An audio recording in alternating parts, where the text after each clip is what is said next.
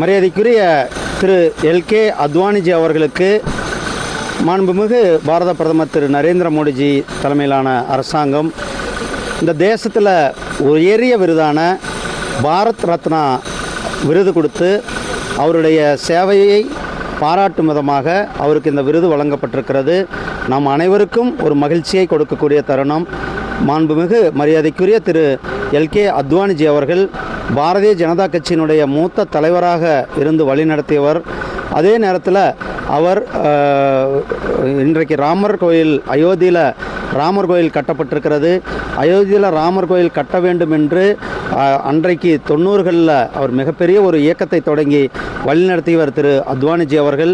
அத்வானிஜி அவர்கள் துணை பிரதமராக இருந்து இந்த நாட்டை வழிநடத்தியவர்கள்.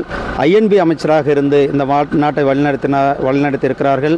அவர் இந்த நாட்டிற்கு செய்த சேவை, அவர் இந்த நாட்டிற்காக அவருடைய தியாகம், இதெல்லாம் பாராட்டும் விதமாக அவருக்கு மிகப்பெரிய உயரிய விருதான பாரத் ரத்னா விருது கொடுக்கப்பட்டு இருக்கிறது.